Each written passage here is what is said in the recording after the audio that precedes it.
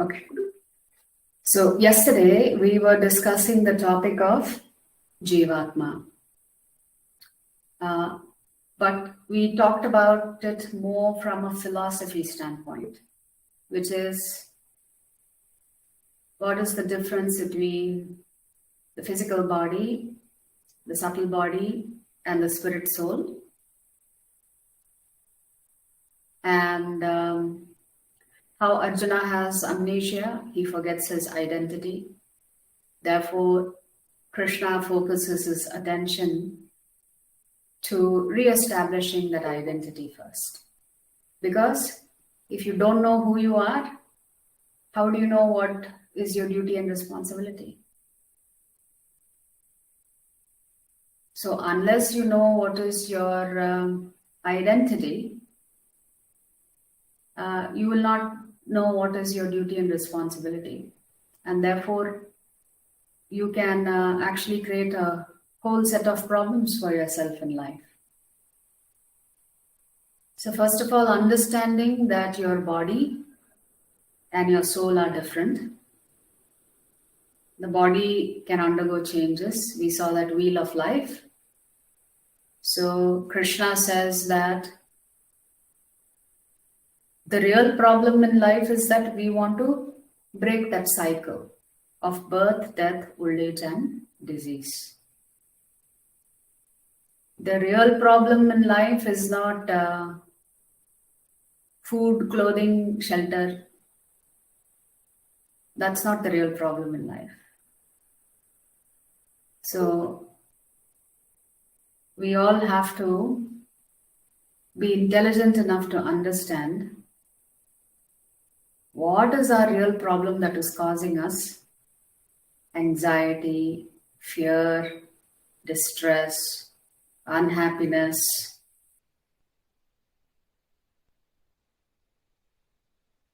So everything that we do in human life, we are doing it so that we can live longer. We can live a happy life. And we can be knowledgeable. So everything that we do in our life, we're doing it because we want to be here permanently. Nobody wants to die. Does anybody want to die here? Anybody is ready for death? Nobody. So everything that we do, we're doing to protect ourselves. The idea of death is a very uncomfortable thing to think about. But then, when you have this human body, yesterday in one of the slides, we said we can take any one of the bodies out of that 8.4 million types of bodies. Whether it is in the bird family, or it's in the animal family, or in the tree family, or in the aquatics, we can choose whichever body we want. Therefore, by the time we get the human form, we've already had so many births in other species. So that means the human life is actually very precious. Very precious, very rare. Out of all the species that you saw, 21 lakhs, 9 lakhs, 11 lakhs, the number of different types of human species was the lowest. It is just 4 lakh compared to all the other species. And we said human species means you can go acquire a body of being a ghost or an aborigine, or you can occupy the body of Brahma or Indra or Varuna Dev. So all of these devatas, the 33 crore devatas that we hear about, they are job titles. They are jobs that you can apply for. So if you want, you can become Brahma in your next life. But to become Brahma in your next life, you have to accumulate so many good credits. You have to have impeccable resume. Then when you have an impeccable resume, Krishna says, okay, I can put this person in the role of Brahma. So these 33 crore demigods, they're all posts. They're all different departments. You can apply for whatever department that you like, that you want to be part of. It just means you have a better quality of life. But we read yesterday that Lord Krishna said that even Lord Brahma has to give up his body and die. It's just that Brahma lives much longer than you and I. How long does he live? As per Earth time calculations, Brahma lives for 311,400,000,000,000 years. So we should not be bewildered by these numbers, because if you look on planet Earth itself, a mosquito also lives for 100 years. But its 100 years is few days for us. There are some viruses that live only for a few hours. There are some insects that live only for a few hours. But those few hours is like 100 years for them.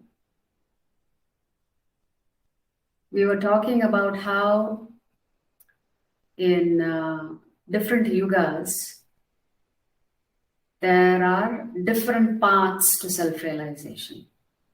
The dharma for self-realization is different for different yugas. For Satya Yuga, it is meditation.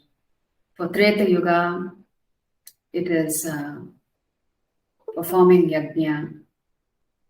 For Dwapara Yuga, it is worshipping the Archa Vigraha form of the Lord, deities.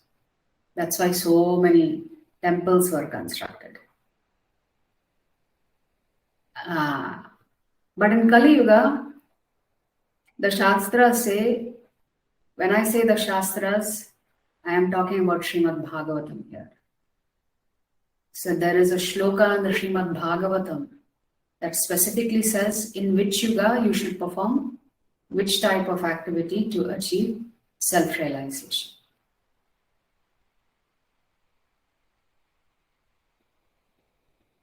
So in Kali Yuga, all we have to do is Nama Sankirtan, chant the holy names of the Lord.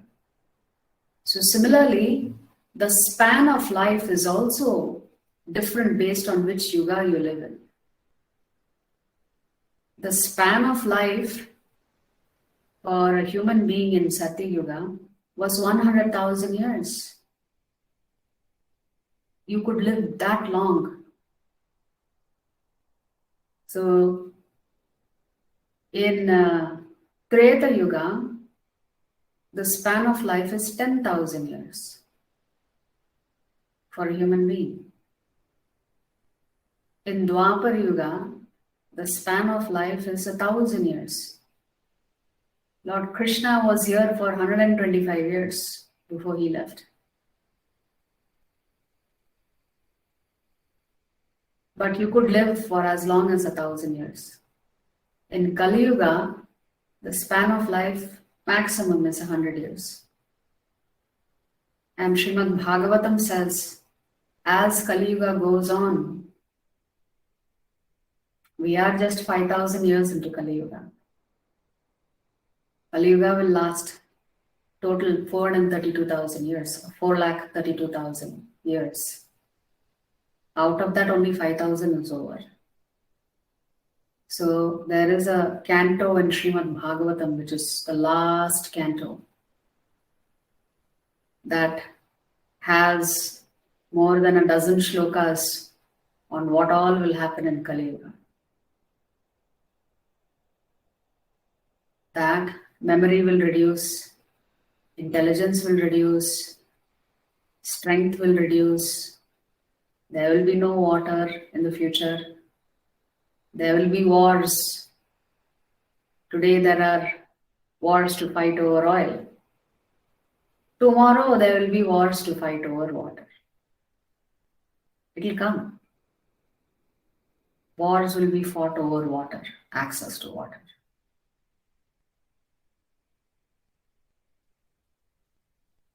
So Srimad Bhagavatam says that in the future in Kali Yuga, your lifespan will reduce to 25 years. So you'll be considered very old man if you reach the age of 25. The Srimad Bhagavatam says in Kali Yuga, a man and woman will live freely with each other. They will not get married. The Srimad Bhagavatam says in Kali Yuga, the taxation rate will keep going higher and higher and higher. The government will tax its citizens so much that the citizens will give up everything and run to the forests. Not sure how many forests will be left by the time that happens. The Srimad Bhagavatam says that in Kali Yuga, men will abandon their families because they will not be able to take care of them. So these are all very frightening prospects when we read what the Bhagavatam says about what will happen as Kali Yuga progresses. So if we are feeling anxiety today, if we are living in fear today,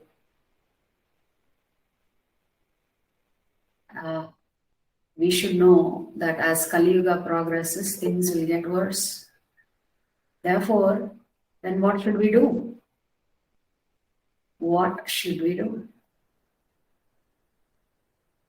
Is there any hope for any of us? So we're going to get into that today. So today's topic is human life is a privilege. Please confirm, you can see my slide? Yes, Mataji. Yes, Mataji. Okay. So essentially, today's topic is an extension of yesterday's topic. So you could say this is Jivatma Part-2. But we're going to use a different lens to understand why you and I, who are all 20-something of us who are attending this class, we need to realize how rare it is to get the human body. And because it is so rare to get this human body, we have to accept it as a special gift from the Lord. And we have to understand how are we supposed to use this machine. And what is our duty and responsibility? What does Krishna want us to do as human beings? So that we can wear the right badge. You know, when you go to office, we all are dangling one badge, or what do you call it? Identity card. When you put that identity card, you are given access, right?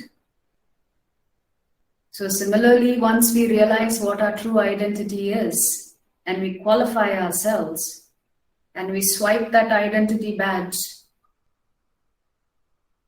at the right place, we can go back to the spiritual world. But to receive that identity badge, we have to qualify ourselves. What are we supposed to do if you're a human being?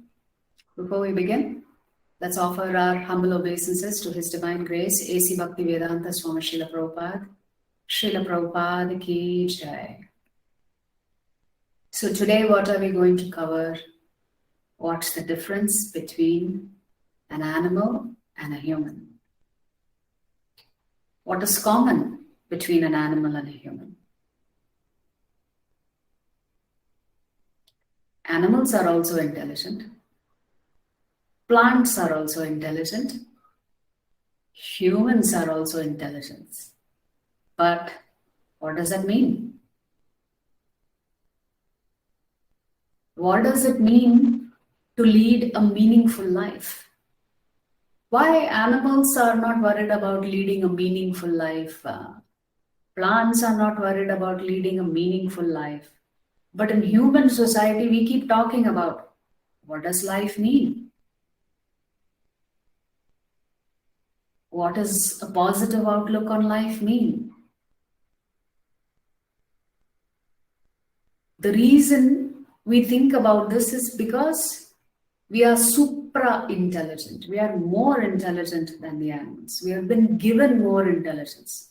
That means if you've been given the gift of more intelligence, we should figure out how to use that intelligence, right?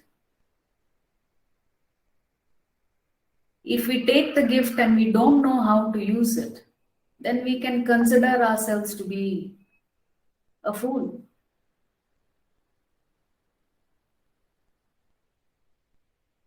Then we will conclude the session with what is it that causes us to feel miserable? There are 3 things that inflict miseries on us. And now that we know those 3 things inflict misery on us, what kind of solutions are there to address these miseries? What do you see here? A human body and the body of a BMW. This human body is comprised of these various chemicals that you see in the table. Hydrogen, oxygen, carbon, cobalt, beryllium, fluorine. Yes, our body also has uranium, radium, zinc, sulfur. Can we all agree that the human body comprises of chemicals? Yes or no? Yes. What about the BMW? Is the BMW made of chemicals?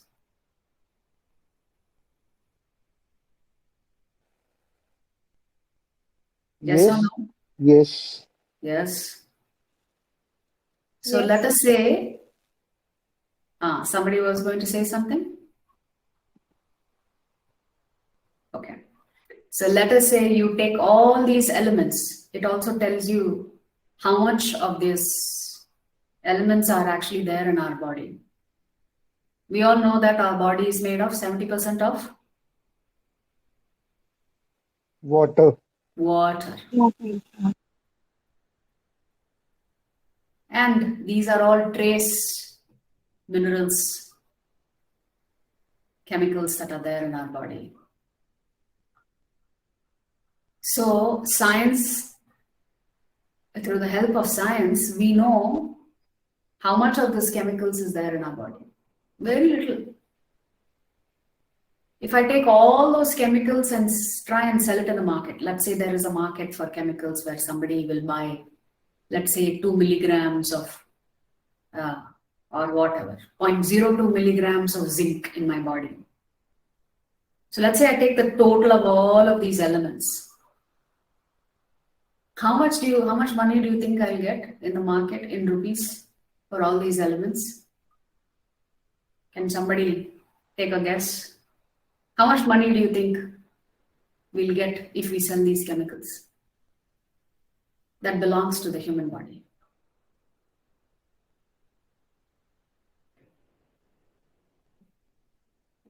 You can guess. I will tell you what the answer is, but I want to know where your numbers fall. What do you think is the amount of money I will get if I sell all these chemicals that are there in the human body? 10,000 Mataji. 10,000 rupees, huh? Okay. All right. Anybody else? Only 500, Mataji. 500 rupees. 500 rupees, huh? Okay. So you reduce the value. Okay. Anybody else? From 10,000 we came to 500. Anyone else?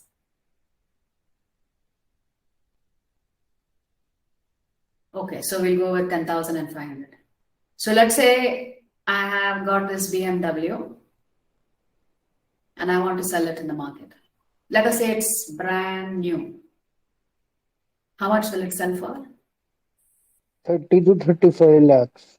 30 to 35 lakhs. Anybody else?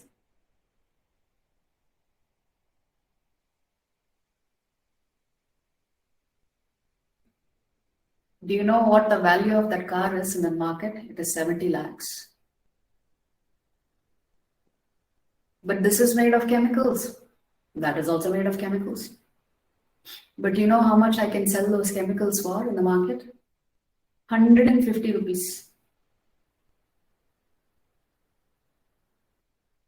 So this body comprising of these chemicals, the value of those chemicals is not more than 150 rupees. Look at the brilliant design of the Lord. He's created something so cheap called the human body, yet something so complicated that we value our life so much that we want to live here forever. So this living matter has been designed so beautifully by the Lord. No factory, no big construction, no digging deep into the earth to source the minerals, no supply chain issues, no logistic issues. This is the beauty and brilliance of the Lord's creation. What about our creation on the right hand side with this BMW? Oh, to produce this BMW, we have to dig deep into the earth for all kinds of minerals. Then we have to build a big factory. We need electricity. We need people working day and night in the manufacturing setup to produce one BMW. Let's say we produce two BMWs. The two BMWs cannot mate and produce another BMW. This is the limitation of human intelligence and creative power. Yet, when we see human intelligence demonstrated, we are in awe of it. But we're not able to value nature, we're not able to value our own body. Although we love our lives so much, we value it when something goes wrong with your body. We value our body suddenly when we experience near-death experiences. Then suddenly you value the body. Until then, you do whatever you want with this body. So imagine the 70 lakh car, if it is meant to run on petrol and you put diesel in it, what will happen? It will become worthless. That means for this human body, which is far more valuable to us, we need to know how to operate it efficiently.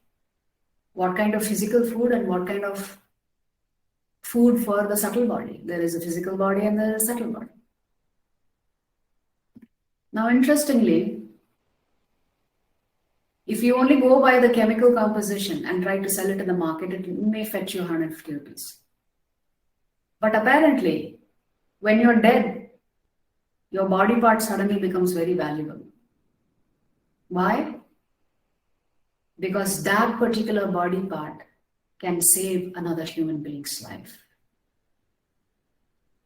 So suddenly that 150 rupees chemical becomes highly valued in the market, both the legitimate market and the black market for body parts,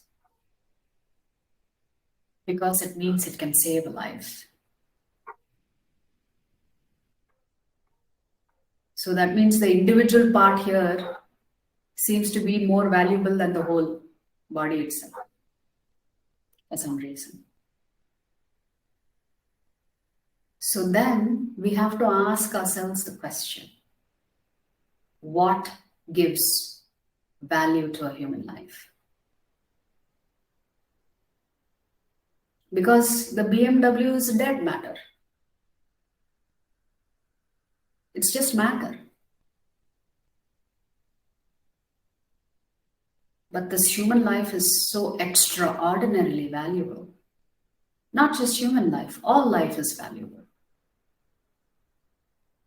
But the human life is more valuable because it's only in a human body that you can get liberation. Liberation to break free of the cycle of birth, death, old age, disease.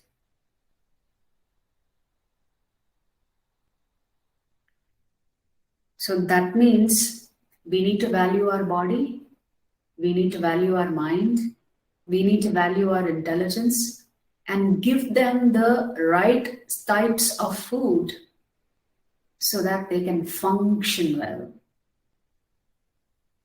So that you give yourself an opportunity to go on the path of self-realization. Let us say you got a phone call.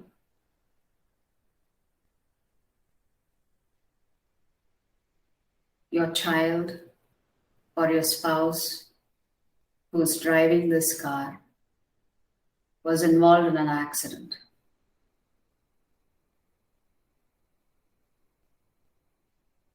Would you save your family member and take them to the service station that is called the hospital? Or would you take the car and take it to the shop first? Even though apparently the BMW is 70 lakhs, this human body apparently is only worth 150 rupees. We will focus on saving what is apparently 150 rupees.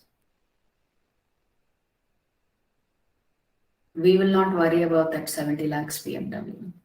None of us would say, the BMW is more valuable. Let me take it to the garage and get it fixed. So something ascribes value to this human body.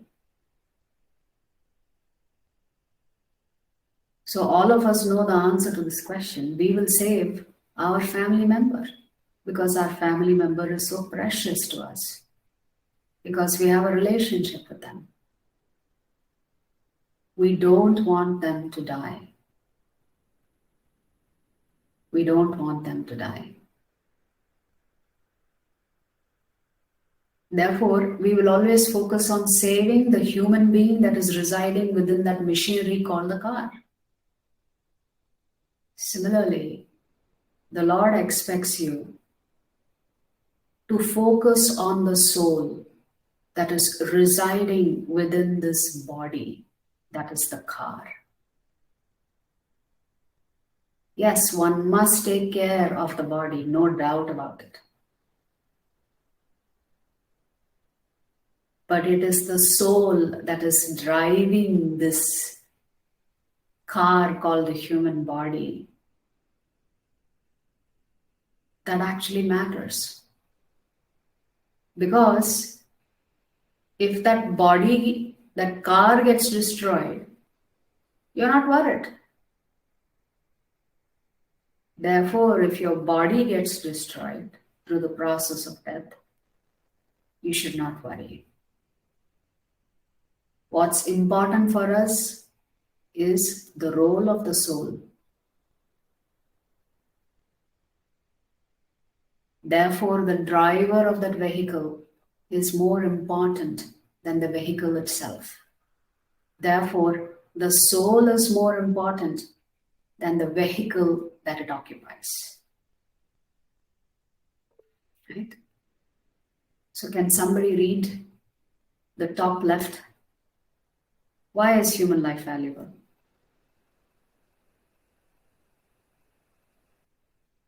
Can you see the slide?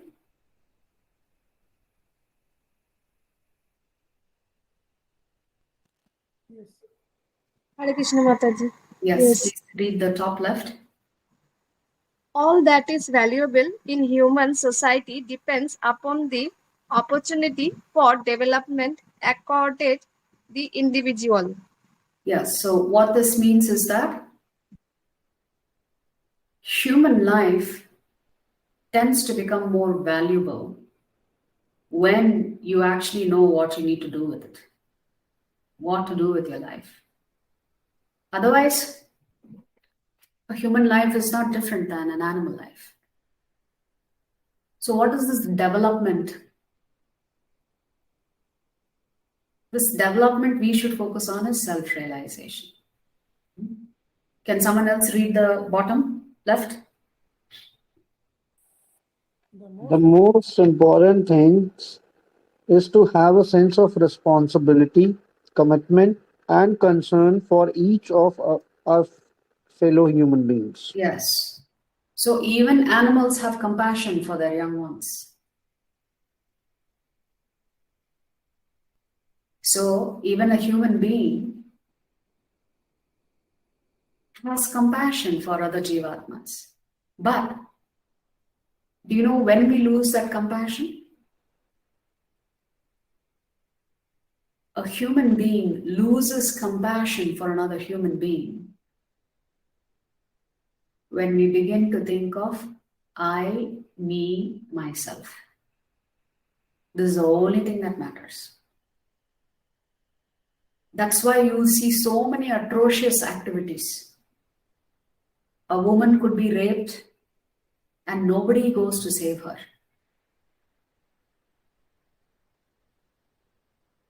A man could be in a horrible accident and nobody goes to rescue him. The Srimad Bhagavatam says that in Kali Yuga, the level of compassion will keep coming down. But why? Why does the level of compassion keep coming down in Kali Yuga? It's because we are focused on the wrong thing. So can you imagine how tragic it is when somebody is suffering, another human being just stands and watches, does not intervene, does not do anything to help that person? This is why in Vedic culture and in all cultures, the position of a spiritual master is so important because it is the spiritual master who cares so much for the Jivatma that they are willing to risk their very own life to save humanity. Srila Prabhupada said that we will accept that Jesus Christ is the Son of God. He gave up his own life in order to save humanity. He is such a great Acharya, such a great representative, such a great Son of God, that when they crucified him and he was still alive when he was on the cross, there's a very famous statement that Lord Jesus makes while he is personally suffering on that cross. He prays to his Father, the Supreme Lord, and he says, "My dear Father, please forgive them, for they know not what they do." So he is praying for those people and asking the Lord to forgive them, even though they themselves had put him up on the cross. This is the role of a spiritual master. They come to save us from ourselves. They come to show us what is compassion, We said yesterday, right? Universal brotherhood. There cannot be universal brotherhood unless there is universal fatherhood. Unless we all accept we have the same father. You can call him a different name, I can call him a different name. But nevertheless, we are all children of the same supreme creator. If we can all accept that, then there will be peace and harmony on earth. There should be no problems at all in our life. Prabhupada used to comment, one day he was walking outside the United Nations in New York, and he looked at it and he tells his disciples, just look, how many flags are there? If you go to New York and walk outside the United Nations, every country's flag is there on a pole. Prabhupada said the word is United Nations. But in reality, there is no unity, because as long as there are that many flags, there is that many differences of opinion. The more countries there are, the more disunity there is. That's the irony of United Nations. There is no unity, and therefore we are not able to solve problems, including this war between Russia and Ukraine. Because somebody wants some piece of land. Land that they're not going to take with them, they're going to die one day. So in the middle, this poster says, the two most important days in your life are the day that you are born and the day you find out why. Why were you born? There is no cause more important for preserving freedom than affirming the transcendent right to life of all human beings, the right without which no other rights have any meaning. Life is so precious. Even the life of a child in a womb is precious. Human life is invaluable, but we behave as if there is something even more valuable. So we forget that we have this precious gift. We spend our time complaining, whining, instead of understanding that we have the most valuable gift in this human body. Human life is far more important than just getting to a top of a mountain. This statement was made by Edmund Hillary, the first person to climb Mount Everest. So what is common between humans and animals? These are the four things that are common between humans and animals. We eat, they eat. We have to rest and sleep. They also rest and sleep. We defend our territory. They also defend their territory.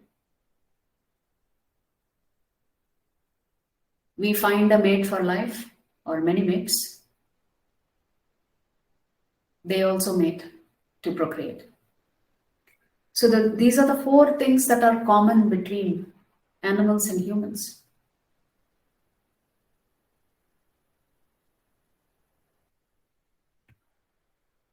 But are there any differences?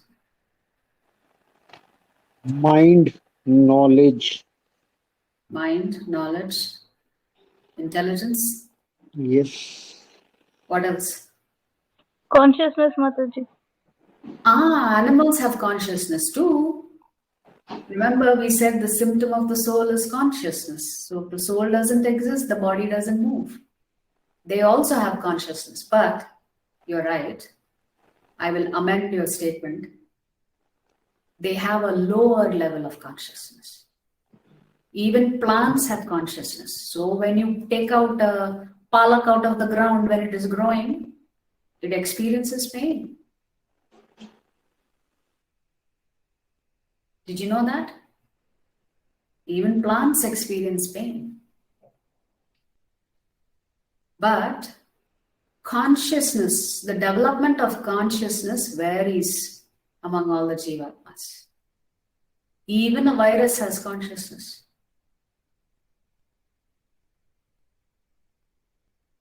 Human beings have the ability of discriminating right from wrong, good from bad. Animals are also very intelligent. Without intelligence, how will they function? For them, the intelligence is probably more instinct-based. Human beings use rationale. We rely more on rationale rather than instinct, right? Animals rely on their instinct more than their rational side. So our ability to discriminate is highest. But if you look at physical capabilities, some of the animals are far superior to us. An eagle can see an animal on the ground 1.5 to 2 kilometers from above the earth. A dog can smell things that we can never smell. An elephant can eat so much, it needs tons of food every day. Mosquitoes reproduce every day. That's why you have so many of them. The problem is, animals, when it comes to eating, they stick to their diet. Whatever nature intended for them to eat, that's what they will eat. They are not making pizza in the oven and consuming it. Human beings like variety. No? So a lot of food that we eat is cooked food. And we said, right, if you keep a bowl of cooked food and if you keep a raw fruit or vegetable side by side, the bowl of cooked food will decay much faster. So we also don't take care of our body very nicely. We eat all kinds of things that are not natural at all. When we go to a shop, everything is in a packet.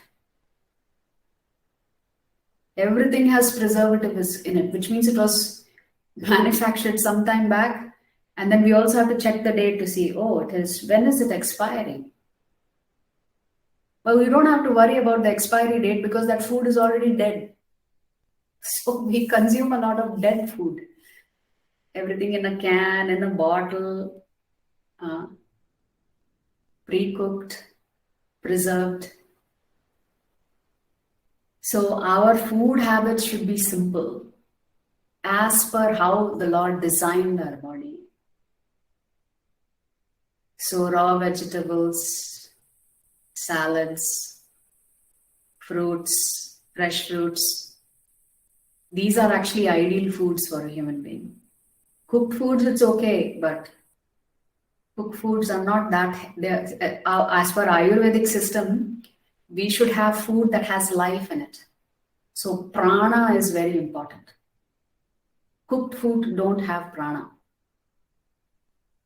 How can you expect to lead a healthy life when you're eating dead food? So in our culture, it was quite habitual that your parents or your grandparents would go shopping for vegetables every day. They would get it fresh every day, cook it, and consume it. But these days, everything is frozen for many, many years. And then you cook foods, put them in the refrigerator, you remove it from a refrigerator and then eat it. So because of our lifestyle.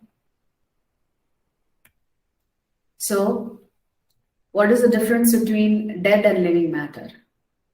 Any living matter undergoes 6 changes: birth, growth, maintenance, byproducts, dwindling, finally death. And living matter can also perceive. But let's just look at human beings. What happens when we see things around us? It triggers a thought in your mind. And when it triggers a thought in your mind and you want to act on that thought, then you become purposeful. You take action.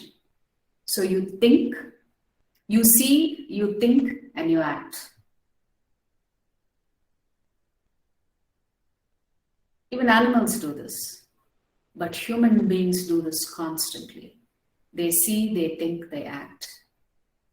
So you perceive, there is mental activity that is judging, should I not? And then you actually act out on it. The only thing with dead matter is that it depreciates over a period of time. So dead matter in Sanskrit is called jada. And living matter is called chetana, chetan. So dead matter cannot think, it cannot will, it cannot feel. It has no intentionality. So dead matter is operated by living matter. So this body is dead matter and the living matter is the soul. So without the soul, the body cannot be operated. It is just dead matter. Dead matter has no consciousness. But because as human beings, I said already, all Jivatmas have consciousness, but the maturity level or development of that consciousness is less in lower species. It's highest among the human beings. Therefore, a human being using this intelligence wants to live forever. None of us want to die. A human being is always asking why questions and trying to find answers to those why questions. The why questions may be mundane, the why questions may be very spiritual in nature. And the human being is always seeking happiness. We do not want distress in our life.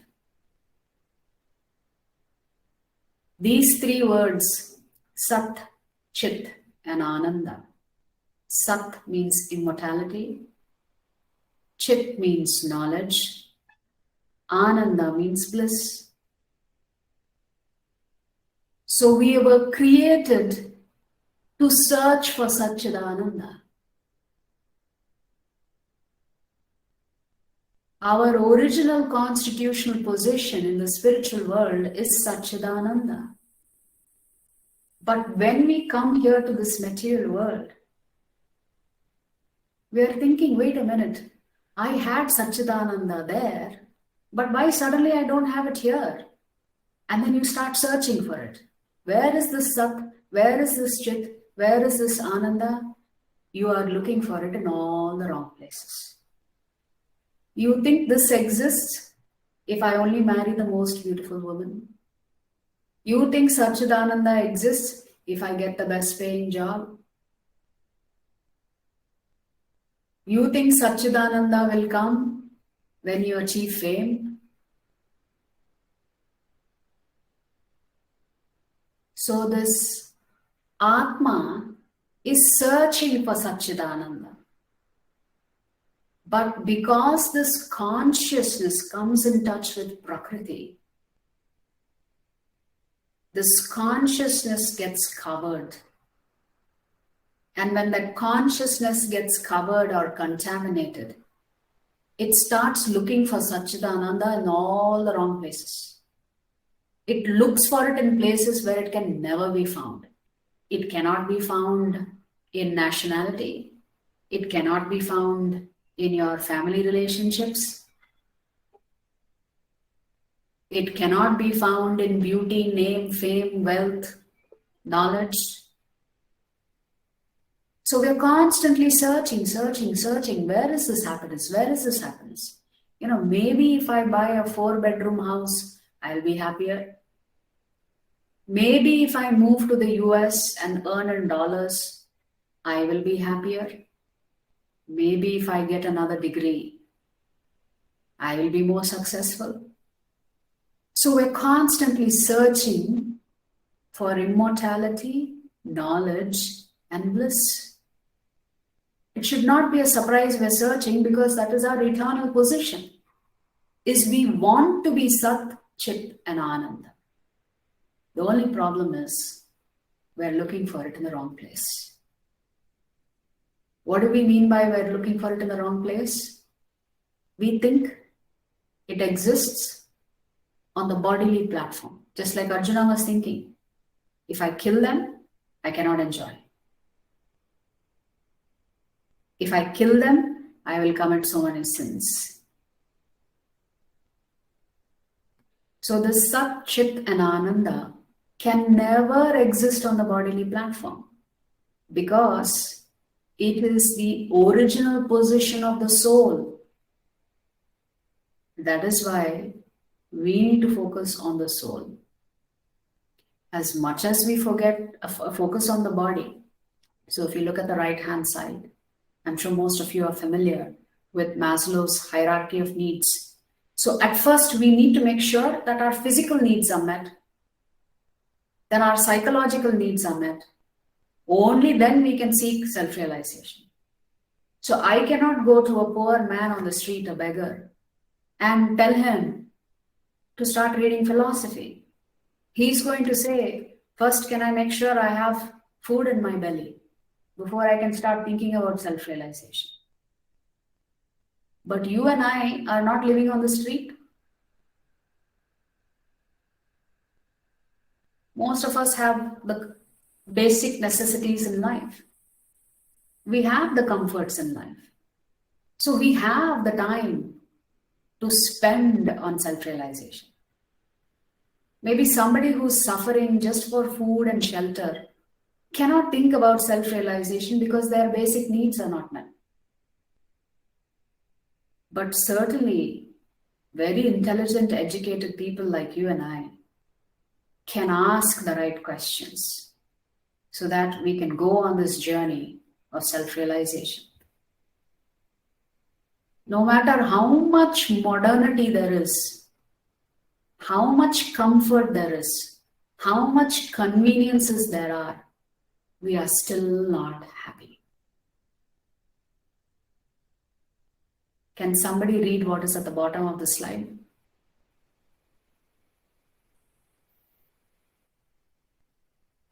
In human life, we purchase things which we don't need to show off to people. Who what it is overlapping. Are you able to read the whole thing on the? Yeah, show the people who we don't like with money that we don't own. Is this the truth or not? Yes. Can we all agree that this is what we end up doing? We buy things which we don't need, and we do it to show off to people who we don't care about. We're always trying to impress others. And the joke is, we're doing this all on credit. We may not even have money for it. We'll do it on loan, on credit card, right? Do you know our Shastras say that we should not take a loan from anybody? But can we buy a car without a loan? Can we buy a house without a loan? So the minute you get a loan, you're under anxiety, distress, because you need to pay it back. Our Shastras say we should never acquire anything by borrowing from somebody else. If we can't afford it, we can't afford it. But this is not the life you and I are leading. We have EMI for the car, we have EMI for the house, we have life insurance. Why do you purchase life insurance? You want to take care of your family. Why do you purchase health insurance? Well, you're not sure you're going to be well tomorrow. So every single activity we are engaged in because we think we can live here forever. And if we can't live here forever, we want insurance for it. We want protection for it.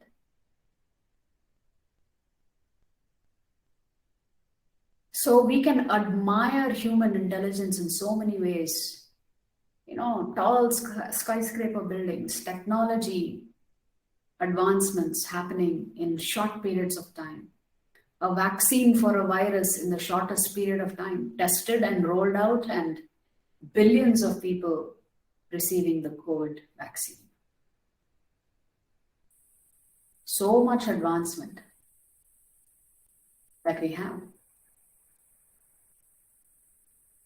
But the question is, why are we not happy?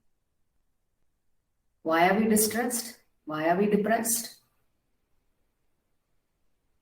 Why are we not satisfied with our life? The answer to that question is very simple.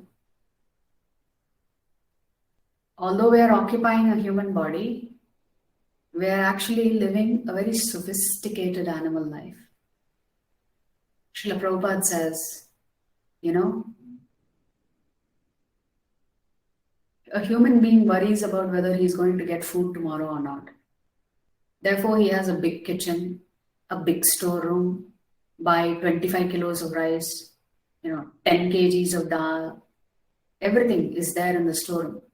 You don't know if you're going to get it tomorrow. You don't see animals doing this. Then human beings will construct big temples. They'll go in front of the deity and pray. I need a promotion. I need to earn more money. I want to get married. You don't see animals constructing big temples and then praying for food, shelter. Do we see that? But what do? We construct temples and we go in front of God and tell him. We order him like a waiter. Oh, waiter, bring the menu. I want this, this, and this. We think God is our order supplier. He has to give you all these things.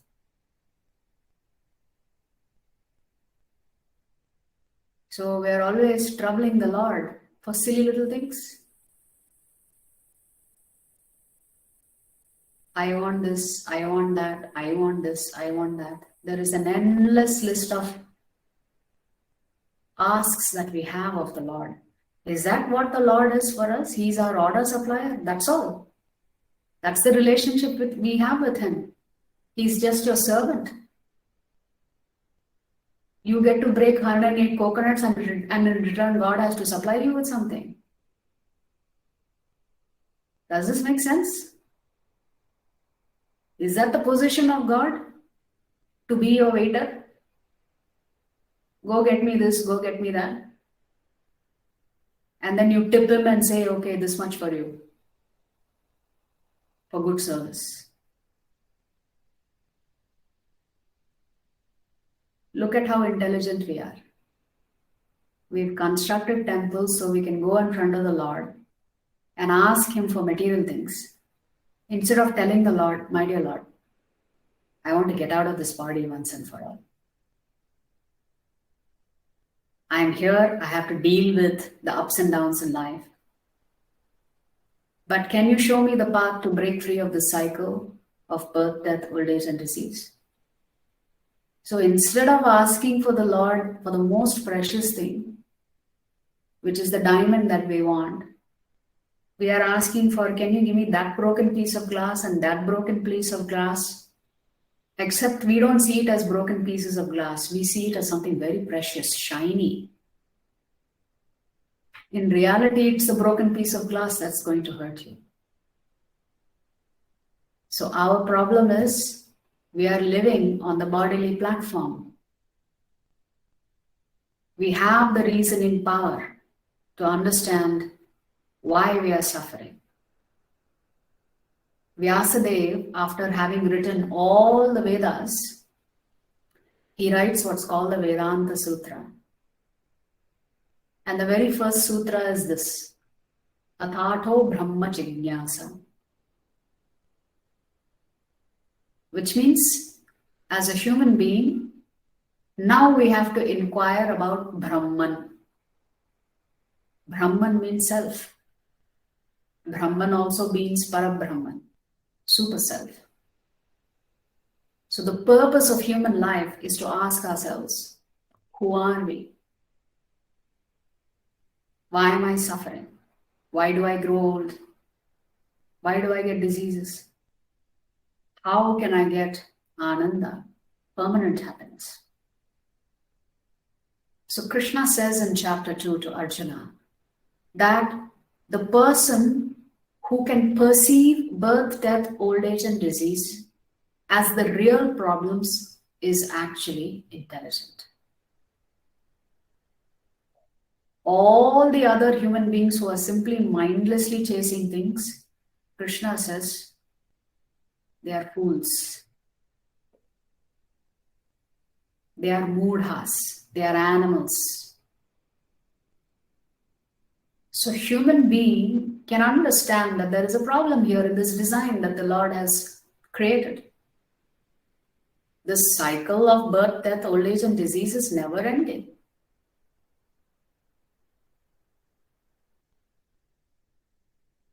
So our attitude determines what we will end up focusing on in our life. Remember, in one of the slides, there was a statement that says, energy flows where intent goes. So whatever your intent is, that's where the energy is going to flow. If your intent is materialism, that's where your energy is going to flow. If your intent is spirituality, then that's where your energy is going to flow. But what determines our attitude? Why is it most of us are not practicing spirituality? Because of our false ego, because of what we've done in our past life. We are conditioned by it, because of how we are raised. If we are fortunate enough to grow in a devotee family, then automatically we'll be practicing spirituality. If we are unfortunate and we are born in a non-devotee family, then that's going to determine the trajectory of your life. Then who do we hang out with? Do we hang out with people who are chasing materialistic things? Or do we spend more time with people who are on the path of spirituality? So if you spend more time with people who are in bars or who are doing all kinds of other things that has nothing to do with spirituality, then you also are going to become like them. The last thing is, do you really have the willpower to overcome the obstacles in life?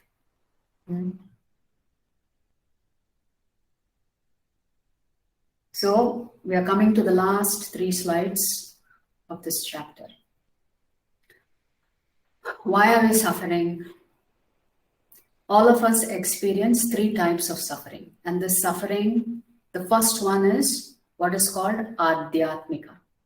Adhyatmika means we are creating our own miseries because of our own ignorance.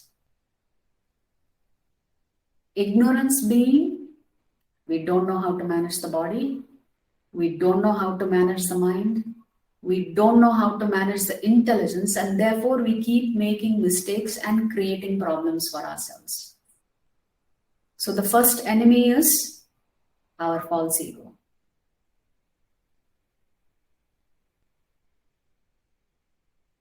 Adhyatmika, meaning we create problems for ourselves because we don't know how to manage ourselves. The second kind of misery that is imposed on us is when others create problems for us. Others could be another human being or any other Jivatma. So this coronavirus is Adi Bhautik. Sometimes suffering is inflicted on us by other Jivatmas. That is called Adi Bhautik. And then sometimes suffering is imposed on us by Mother Nature, by Prakriti. This is called Adi Daivik.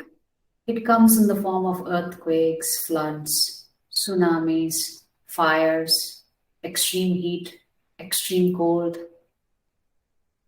famine. Although I would say famine is probably man-made, So these are the three types of sufferings every one of us undergoes, no exception. So an intelligent person, Krishna says, will ask, why? Why do I have to suffer these three types of miseries? And what can I do about it? So let's see, what can we do about it? So the solution is either for every problem there is a material solution, or for every problem, if you go to the root cause, there's going to be a spiritual solution. Material solution will always be temporary. Spiritual solution will always be eternal. So what are the problems we have? None of us want to get old. So what do? We buy all kinds of products and apply it, thinking I will stop aging. If material nature is imposing problems on you, then we try to solve it by all kinds of sensors so that you have sufficient warning to save yourself.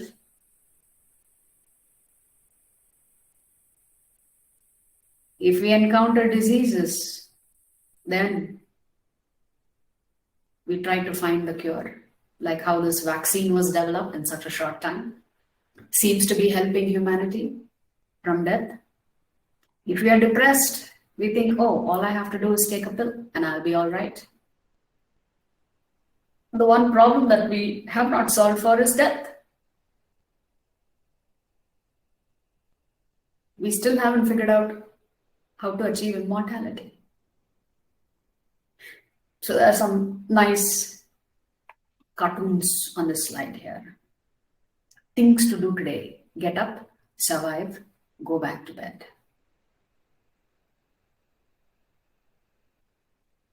And we think that the coronavirus will be eliminated just with a vaccine. But there is another virus called the influenza. The vaccine has not eliminated it. It has just helped us address the issue on the surface side.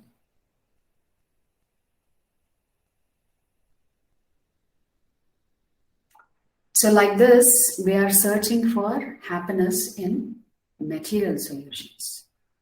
But really, Krishna says, we have to focus on spiritual solutions.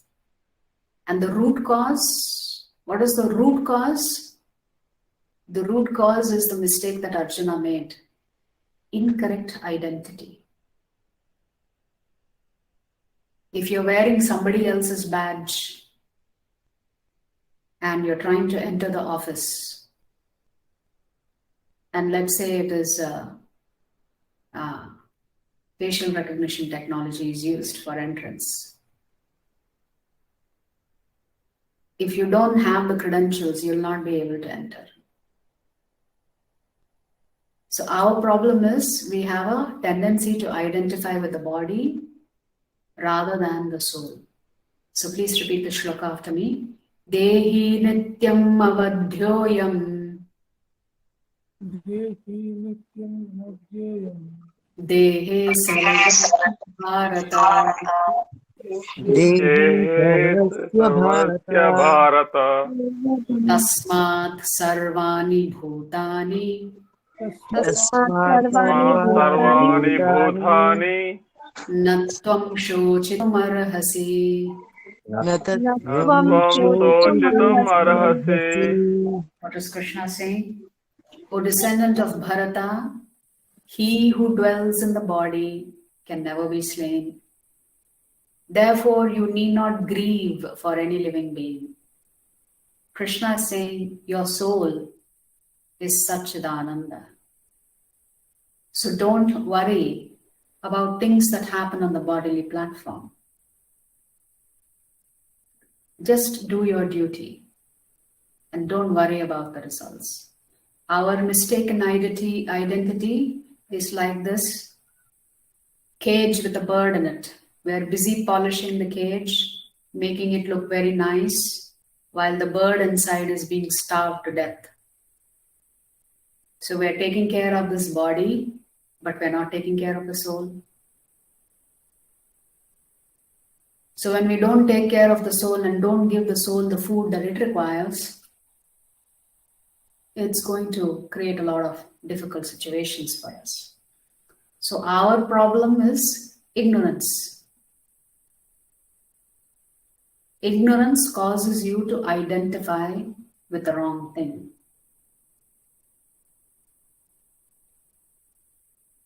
But when you identify with the soul, you will do the right thing. All of us as human beings have two dharmas. One is called Swadharma, the other is called Nitya Dharma. Swadharma, Swa means self. Swadharma means we have a duty towards our own body, and we have a duty towards our family, and then society, and then nation, like that. So Swadharma means being a good citizen,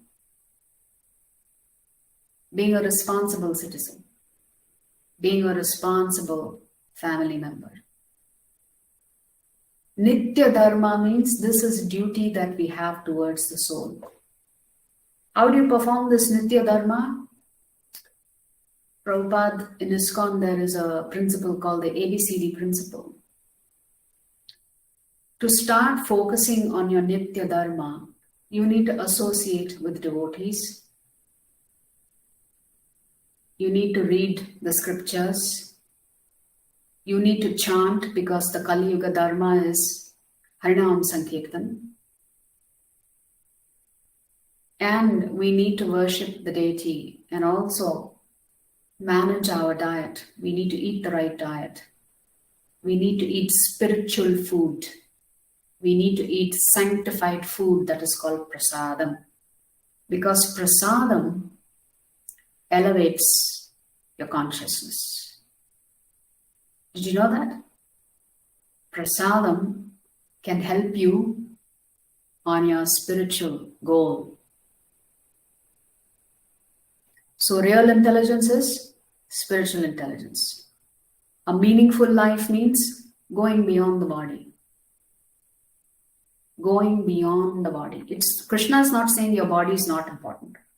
You have to take care of the body, because that's just the way the design is. But we should not be preoccupied with the body. That is Krishna's point in the Bhagavad Gita. Don't be too preoccupied making decisions and working hard just for the body. We should spend adequate time on the soul. That is what Krishna is explaining in the Bhagavad Gita. Then you will have a meaningful life. Then you can be enriched with positivity, with higher levels of consciousness, with better discriminating powers, with peace of mind, with less anger, less tendency to find fault in others. Because you cannot be compassionate when we are busy finding fault with others, right? Which is one of our preoccupations in life. We are always finding something wrong with somebody somewhere. So there are two paths we can take. The path to self-destruction or the path to self-realization. So we occupy this body. We have this subtle body called the mind and intelligence. And we have the soul that is sitting in this body like a passenger. So this body is like this entire chariot that we are occupying. The senses are like the 5 horses. They are all dragging you in different directions. So the senses are like very young children, no? If you leave them in a room, there is jumping up and down here and there. They're out of control. So our senses are like that. They are like little children. They need to be constantly monitored.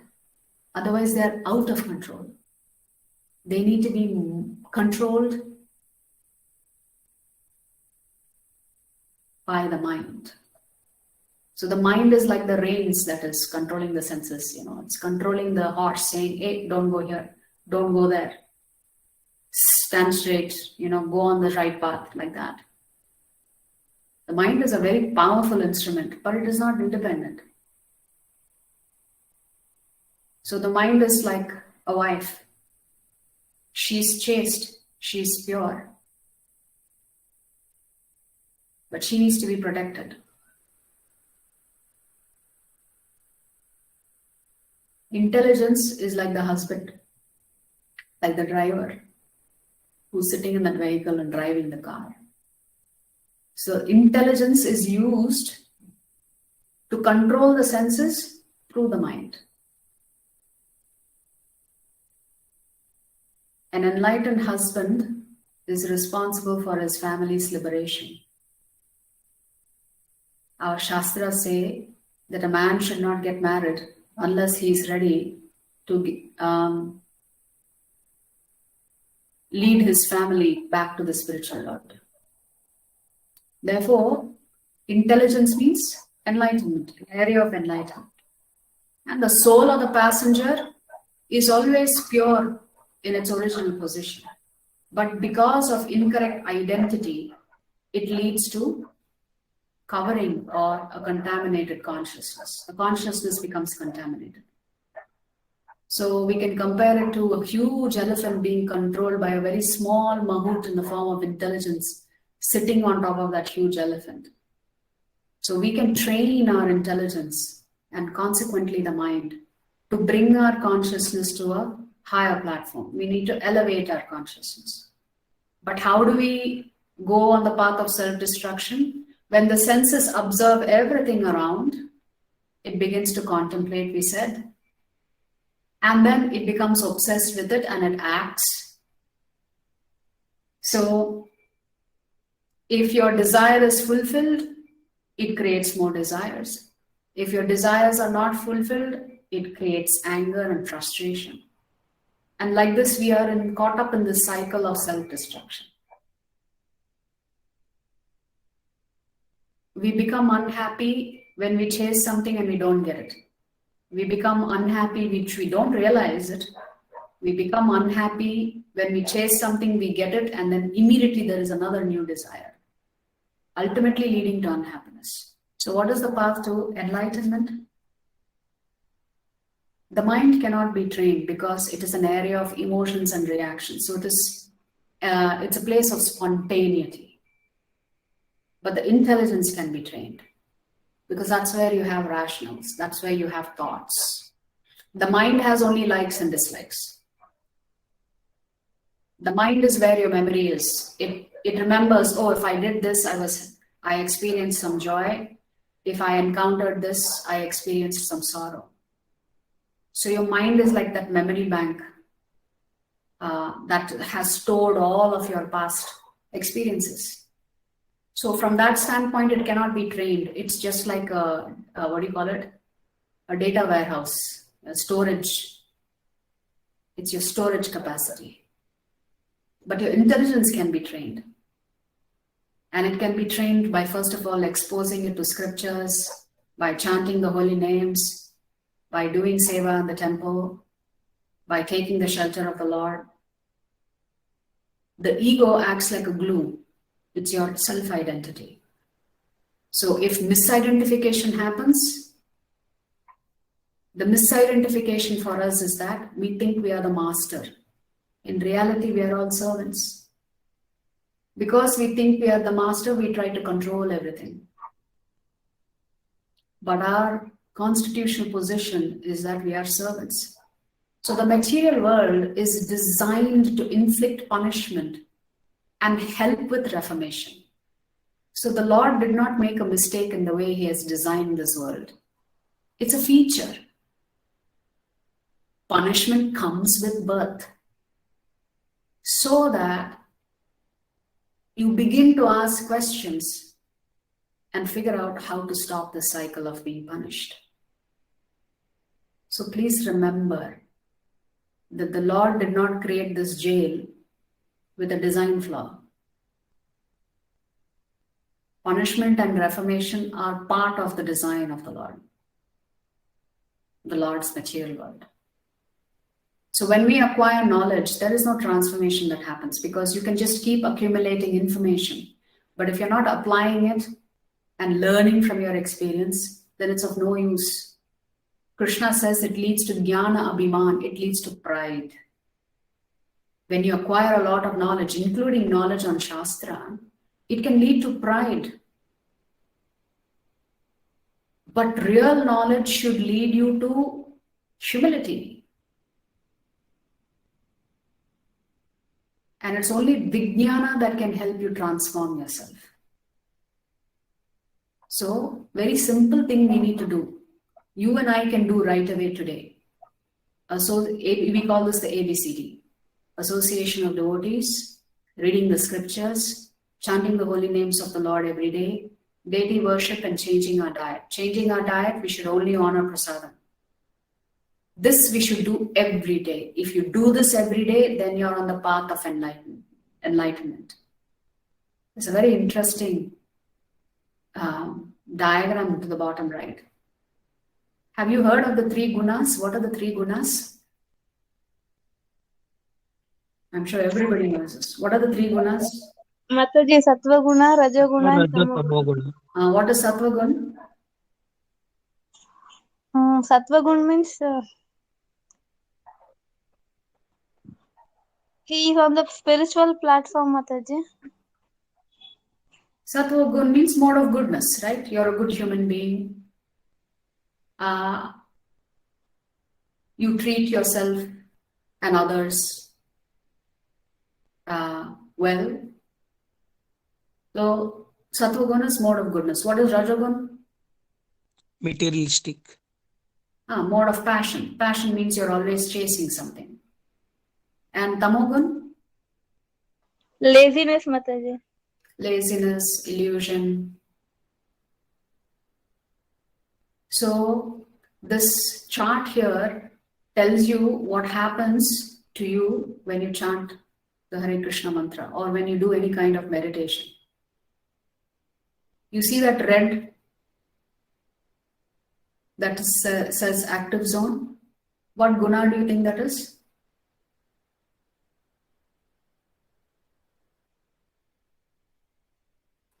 If the score is between 13 to 18 or above 18, what guna is that? Satvaguna? Huh? Satvaguna. No, it's in red. Rajogun. Rajagun, yes. You are active and hyperactive, which means no peace of mind. Only thinking, doing, thinking, doing, thinking, doing. By the way, this is a measurement of the brainwave frequency. No? The score between 8 to 13, it's called the alpha zone. This is where all of us want to be. It's a Sattvagun, yes. You could also say it is Shuddha Sattvagun. It's a state of relaxed alertness. You can be relaxed, but very alert when you're practicing mantra meditation. This is usually the zone in management philosophy also of great leaders. You can get this simply by chanting the Hare Krishna mantra. Then 8 to 0 or 0 to 8, Tamogun. You're not alert. You're somewhere. Nobody can even connect with you. So this is the effect of chanting the Hare Krishna Mahamantra. You reach the alpha zone, which is relaxed alertness. When you're in this stage, you will not experience fear, anxiety, distress, envy. You will be a positive, energetic, compassionate person. So imagine simply chanting the Hare Krishna Maha Mantra can get you to this zone. Why wouldn't we do it? So this is the last slide. Spiritual growth centers not on inaction, but on action with the deepest sense of purpose.